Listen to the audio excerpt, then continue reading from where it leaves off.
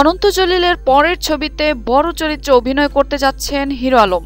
অনন্ত জলিল বলেছিলেন হিরো আলমকে তার চলচ্চিত্রে কাস্ট করবেন, কিন্তু অনন্ত তার নির্মিতব্য ছবিতে হিরো আলমকে ছোট চরিত্রে নিতে পারছেন না। আগামী বড় চরিত্রে দেখা যাবে হিরো আলমকে, এমনটাই জানালেন অনন্ত জলিল।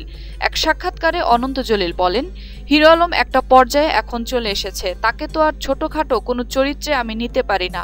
আমার এই যৌথ প্রযোজনার ছবিতে অনেক ছোটখাটো চরিত্র রয়েছে, সেখানে হিরো আলমকে নিতে পারি না। আগামী ছবিতে তাকে বড় চরিত্রে নেব। আমি যেহেতু কথা দিয়েছি তাকে অবশ্যই নেব। নতুন ছবি নিয়ে ফিরছেন নায়ক ও প্রযোজক অনন্ত জলিল। ছবির নাম দিন দ্য ডে। এবারের ছবির কাহিনী ইসলাম কেন্দ্রিক। ইসলাম যে শান্তির ধর্ম তার তুলে ধরা হবে পুরো ছবিতে।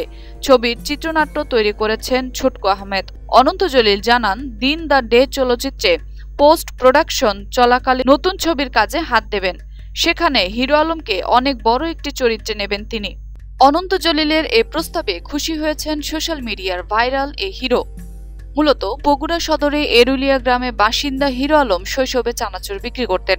পরে তিনি সিডি বিক্রি এবং ডিশ সংযোগের ব্যবসা করেন। নিজে মিউজিক ভিডিও তৈরি করে ডিশ লাইনে সম্প্রচার শুরু করেন। এইভাবে হিরো আলমের তৈরি মিউজিক ভিডিও এবং ইউটিউবে সিনেমা সামাজিক যোগাযোগ মাধ্যমে ছড়িয়ে পড়লে আলোচনায় আসেন এই হিরো। মারছক্কা নামে একটি চলচ্চিত্রে অভিনয় করেন তিনি। বলিউড পরিচালক প্রভাত কুমারের বিজু দ্য হিরো নামের সিনেমায় অভিনয়ের প্রস্তাবও পেয়েছেন সম্প্রতি।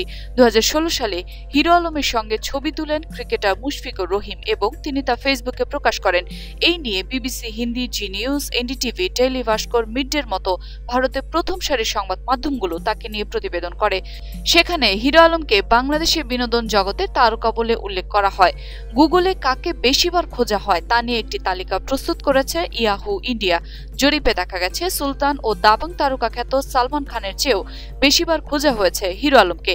এবারে বাংলাদেশের নির্বাচনে গুগল সার্চে শীর্ষে রয়েছেন হিরো আলম এবং বাংলাদেশের সাবেক প্রধানমন্ত্রী বেগম খালেদা জিয়া।